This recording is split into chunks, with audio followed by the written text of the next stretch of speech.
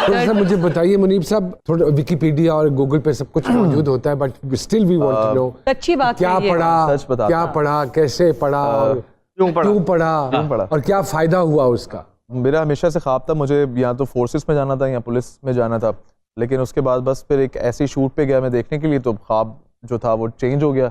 फिर मुझे लगा कि मैंने देखा एक्टर्स के साथ यार, मतलब बड़ा एक अलग ही प्रोटोकॉल है। मतलब 2013 ये मैंने 2010 में 10-11 में देखा था, उस वक्त मेरे यूनिवर्सिटी के एडमिशन होने वाले थे, तो उस वक्त फिर मैंने स्विच किया अपना करियर और मैंने सोचा कि मैं एक्टिंग की तरफ फोकस करूंगा। तो घर वाले इजीली एग्री कर गए थे? इजीली एग्री कर गए थे, बस उन्होंने कहा तू कुछ कर ले, बस कुछ कर ले, मतलब पहले एक्टिंग करना है, जो करना है, किसी काम पे लग जा।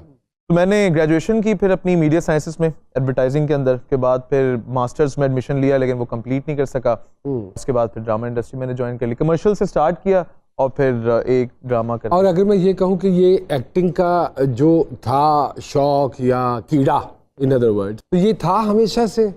आपको शायद याद हो, मैंने आपको पहले भी एक बात बताई थी, जब मैं स्ट्रगल कर रहा था तो मुझे एक सीन का एक कैरेक्टर मिला, और वो सीन भी था मोन्टाज, जिसमें हीरो थे नोमी भाई। अरे वाह। और उसके अंदर ड्रामे के अंदर था एक बड़ी आपा की बात कर रहा हूँ। अच्छा।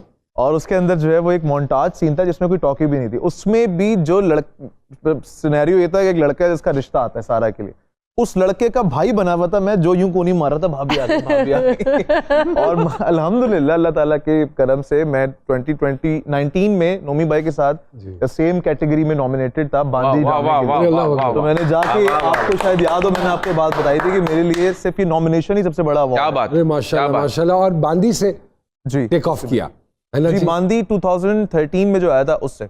कोनी किसी काम तो आई आप। कोनी किसी काम तो आई। कोनी वैसे बहुत काम आती है, सही जगह पे लगे। मारकोनी देखो ना जी, मारकोनी ने कहाँ पहुंचा दिया है ना? बेगम साथ बैठी तो बहुत काम आती है।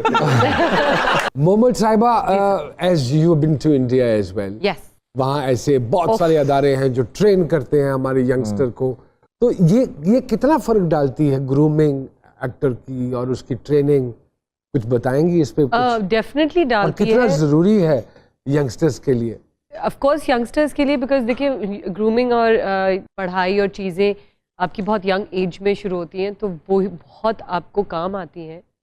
एंड स्पेशली इस फील्ड के लिए मैं आपको बताऊं कि ना सिर्फ एक्टर्स वहाँ, तो all the technicians they are trained and उनके वालिद साहब या उनके दादा साहब या उनके नाना, वो एक पुरानी रीत जो होती है वो चलती आ रही है। एंड सब ट्रेन होते हैं, नॉट जस्ट द एक्टर। नहीं, वैसे अल्हम्दुलिल्लाह हमारे मुल्क में भी सब ट्रेन है अपने काम के अलावा।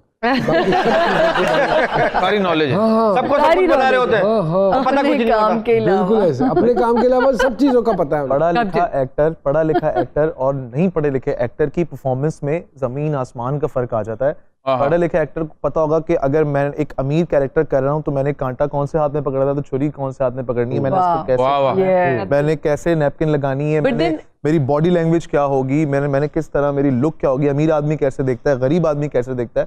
तो अगर पढ़ के आया होता है, ट्रेंड आया होता है, तो उसको उसकी ऑब्जर्वेशन पक्की होती है। जैसे आपकी है, आपको कोई भी कैरेक्टर दे दें, आपको पता होता है कि यार ये अगर वजीरिस्तान का महसूद है तो इसकी चाल कैसे होगी, इसकी बॉडी लैंग्वेज कैसी होगी। बिल्कुल। तो ये चीज, and thanks to current affair के प्रोग्राम और खबरें टेलीविजन पे ही हम देखते हैं। नुमान सर, यंग बच्चे जैसे हैं, जो यंग जनरेशन है, तो ये इनको वहाँ पे डायरेक्टर्स या प्रोड्यूसर गाइड करते हैं कि ये चेंज लानी है यहाँ पे या वहाँ? आप यहाँ पे भी करते हैं, बट वहाँ पे बहुत, मैं आपको बताऊँ कि अगर मैं 3 दफ़ा पहले गई हूँ सिर्फ वर्कशॉप्स के लिए एंड रीडिंग्स के लिए, एंड देन लास्ट में they called me, just me and Abhay had to build the chemistry between us.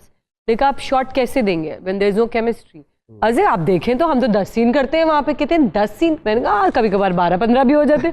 They were just shocked about that. मैंने कहा कैसे ये आप बात कर रही हैं? कुछ लोगों को नहीं पता था हाउ वी वर्क।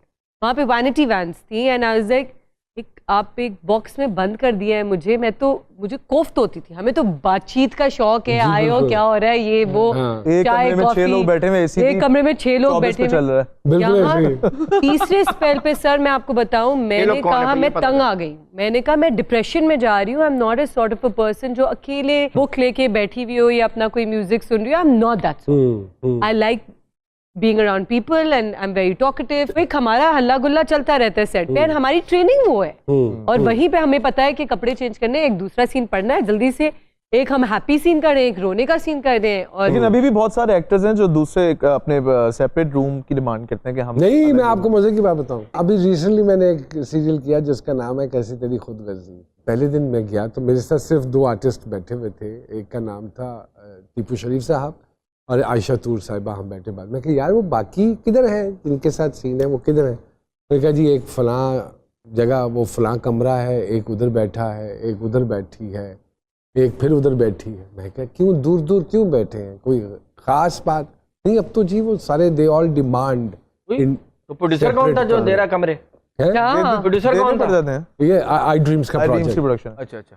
बस फिर मेरी थोड़ी जी फिरकी घुमी तो फिर मैं थोड़ी जी क्लास लाई और उसके बाद यह होया कि सारे एक कमरे च इकट्ठे होए।